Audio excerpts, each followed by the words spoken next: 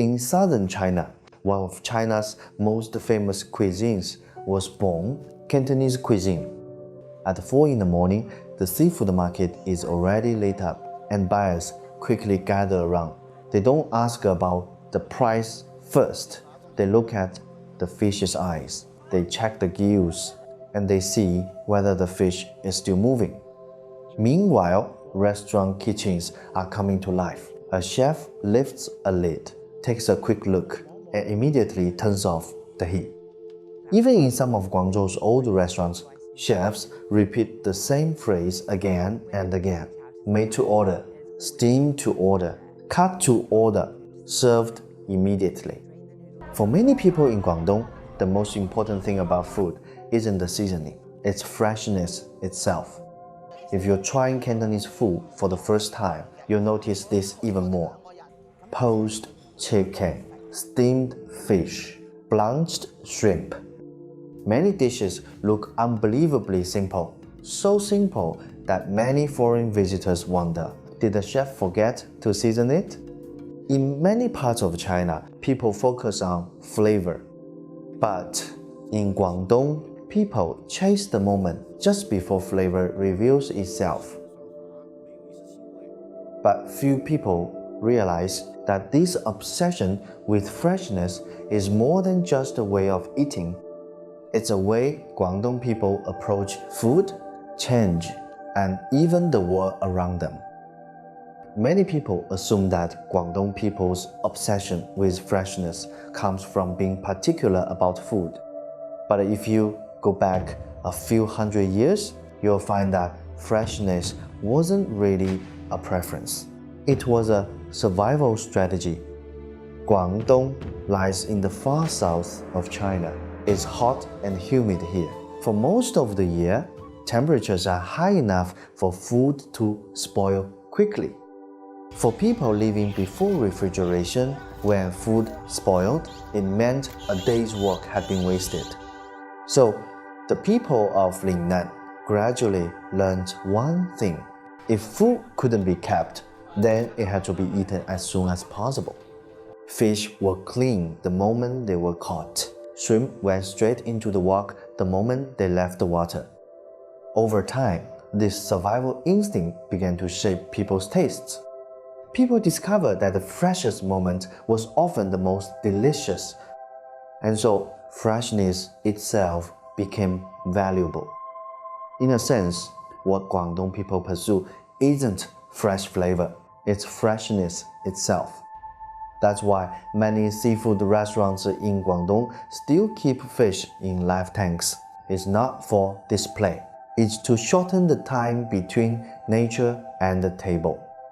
If freshness is what matters most, then Cantonese cuisine should have become simpler and simpler. But what happened next was exactly the opposite.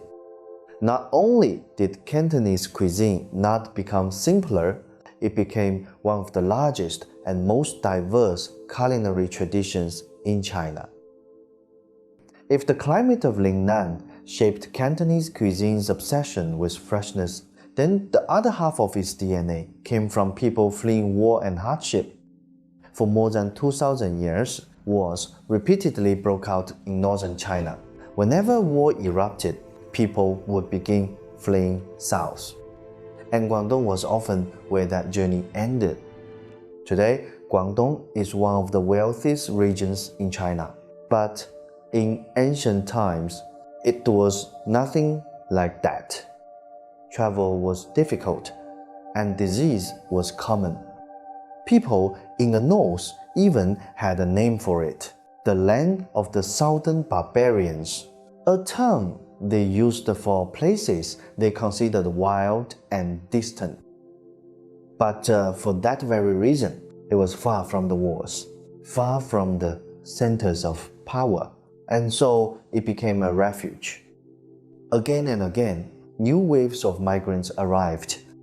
They brought with them the art of making noodles, which later became wonton noodles and bamboo-pressed noodles.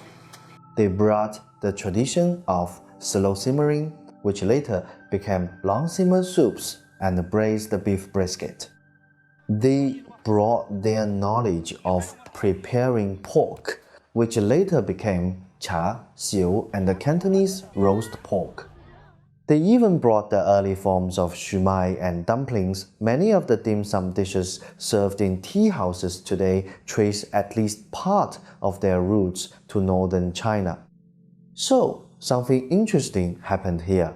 Lingnan provided the land. The migrants brought the flavors. What the migrants brought were only the things they already knew. Noodles, pork, slow-cooked dishes. But they soon discovered that Lingnan had far more to offer. In its rivers, coastlines, and forests was an entire world of ingredients they had never seen before. And when they began working with those ingredients, the boundaries of Cantonese cuisine would be pushed in a direction no one could have imagined. For many Chinese people, when Guangdong cuisine is mentioned, one popular saying always comes to mind. People in Guangdong will eat almost anything. Anything with four legs, anything that flies, anything that swims, as long as it's alive, it can end up on the table. It sounds like a joke, but if you go back a few hundred years, you'll find that this way of thinking was shaped by necessity. When large numbers of migrants arrived in Lingnan, they quickly realized they had been thrown into a completely unfamiliar food world. There were no familiar wheat fields or herds of cattle and sheep. Only dense river networks, humid coastlines, and fast-growing vegetation. Snakes they had never seen before moved through the fields. Frogs they had never heard croaked beside the ponds. And there were countless shellfish, fish, shrimp, and reptiles, strange in appearance and unfamiliar in behavior. The biggest question was, which of these things could actually be eaten? So, people began experimenting with new fish, shellfish, plants, and animals. Some were rejected, others stayed. Over time, the tables of Lingnan became more and more diverse. And then a new question emerged. As the number of edible ingredients kept growing, people realized the real question wasn't what to eat, it was when to eat it. Gradually, people in Guangdong began shifting their attention from the dining table to the clock itself. People in Guangdong discovered that the freshest moment is often the most delicious one. Freshness was no longer just a survival strategy. It became a way of judging taste itself. That standard entered the marketplace, the kitchen, and the dining table. Then something unusual happened in Guangdong. Many of the most iconic Cantonese dishes became remarkably simple. Poached chicken, blanched shrimp, steamed fish. None of them rely on complex seasoning. Because in Cantonese cuisine, if the ingredient itself is good enough, the goal is not to transform it, but to preserve it. As a result, the standards for judging a dish began to change. How fresh the ingredients are, how precise the cooking is, and how quickly the food reaches the table. Over time, freshness became more than a matter of taste. It became a way to judge ingredients, chefs, and even entire restaurants. And eventually, that system changed the entire industry. Fishermen wanted fish to reach shore faster. Vendors wanted ingredients to reach the market faster. Restaurants wanted the ingredients to reach the kitchen faster. Everyone was racing against the same thing, time. Or more precisely, the best moment of an ingredient. The moment a fish leaves the water, the countdown begins. Once a piece of meat hits the wok, its peak condition lasts only seconds. So how do you finish cooking in such a short window of time? How do you make sure an ingredient leaves the wok at its absolute best? The answer lies in the fiercest flames of the Cantonese kitchen, wok hei. If you walk into a traditional Cantonese kitchen, the first thing you hear is usually not people talking, it's the roar of the flames. Ingredients fly through blazing hot woks. Soy sauce is poured along the edge of the wok, releasing an instant burst of aroma. From the moment ingredients hit the wok to the moment they're plated, only seconds pass. This is wok hei. When the heat is strong enough, the speed fast enough, and the timing precise enough, the ingredients leave the wok at their perfect moment. That's why so many Cantonese dishes taste the best the moment they arrive at the table. From freshness to wok hei, the logic of Guangdong people has never really changed. They never learned how to stop time. They learned how to move faster than it. And eventually, this way of thinking moved beyond the kitchen. It began to shape Guangdong business culture. Because people realized that the things that require speed aren't just food, they're information, opportunities, and business. As Guangzhou gradually became a major trading port, more and more people arrived. People needed a place to meet, to exchange information, to build relationships, to build trust. And so, tea houses gradually became an essential part of urban life in Guangdong. The doors of the tea house open, and people pour in. Within half an hour, all 3 floors are full. Carts roll out onto the floor, basket after basket of shrimp dumplings, shumai, chicken feet, and pork ribs rises with steam. The servers weave between the tables with their carts, and people simply take what they want. This was Guangzhou at the end of the 19th century. Merchants, brokers, sailors, and laborers all gathered under the same roof. They didn't come here just to eat. They came here to linger. At one table in the corner, 2 merchants negotiate a tea deal. At another table nearby, dock workers share pots of inexpensive tea and a few baskets of dim sum. They talk about which ship owner pays more and which vessels will be loading cargo in the coming days. On weekends, 3 generations of a family gather around a large round table, talking about whose child passed an important exam, whose elderly relative is in the hospital, as news travels between plates of rice noodle rolls and bowls of congee. What tea houses really sold was never just dim sum. They sold information, relationships, and trust.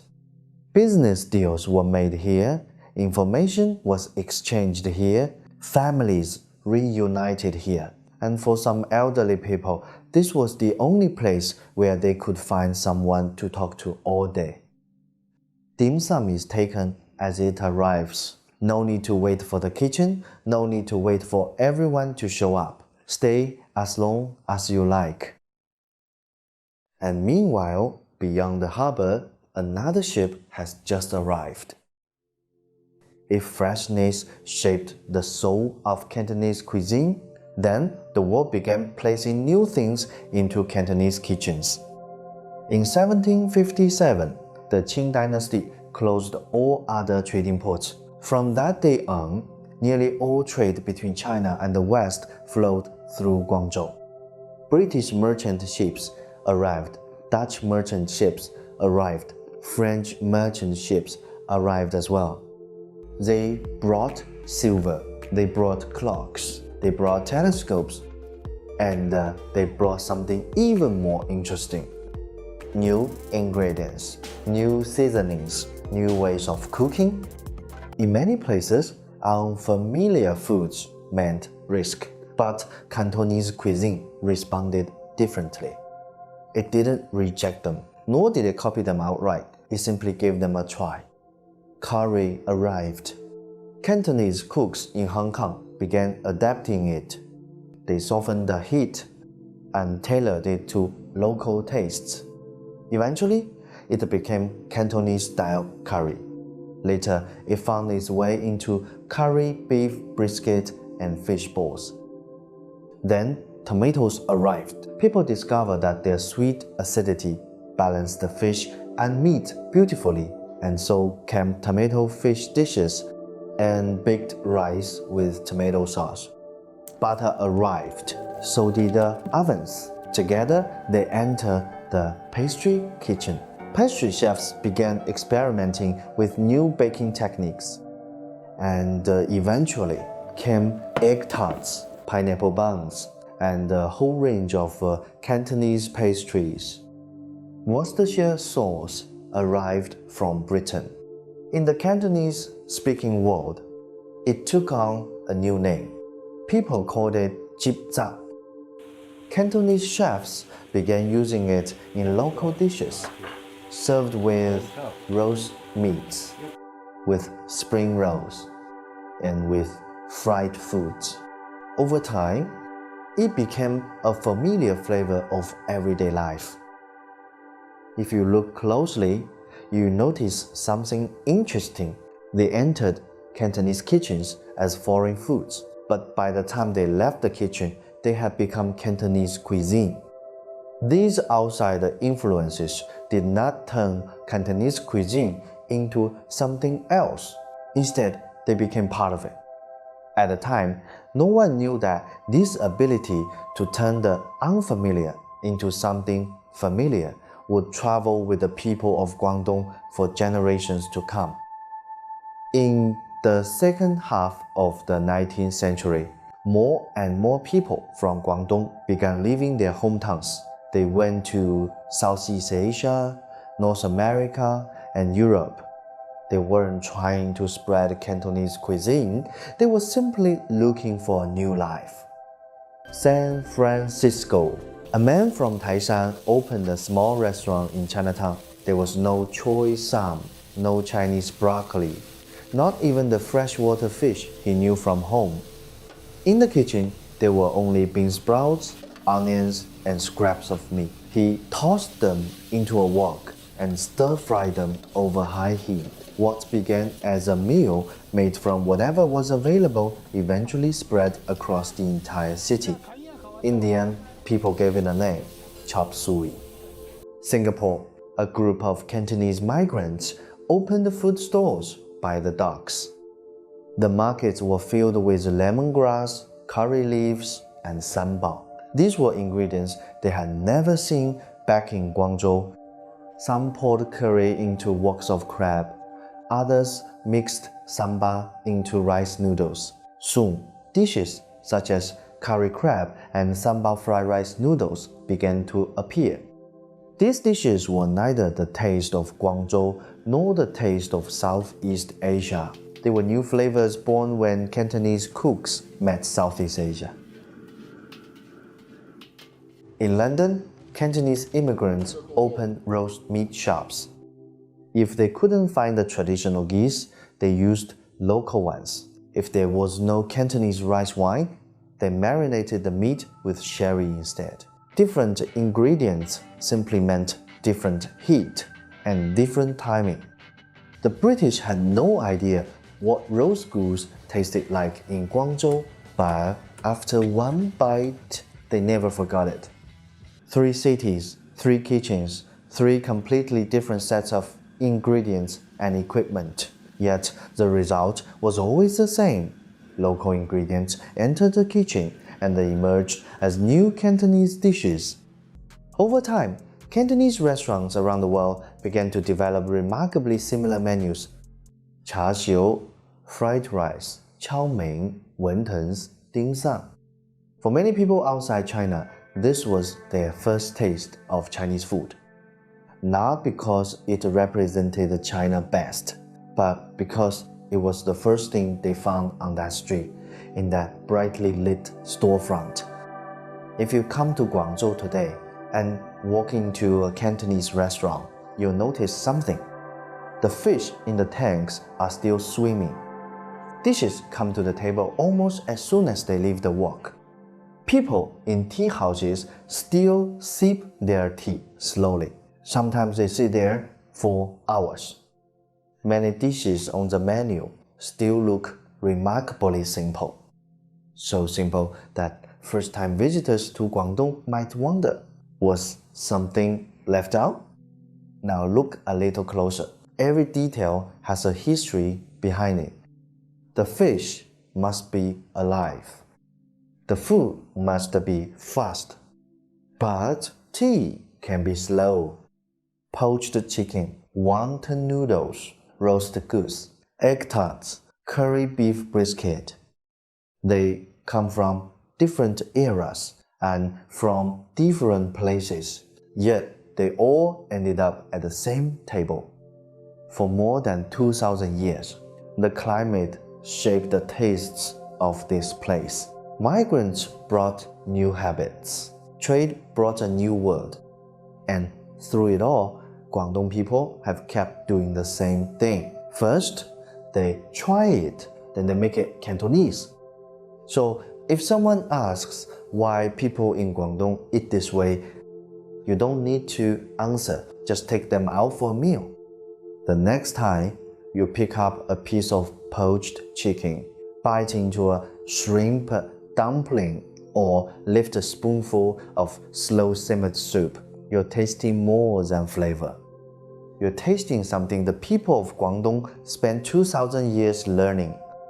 While it's still fresh, while it's still hot, while we're still here.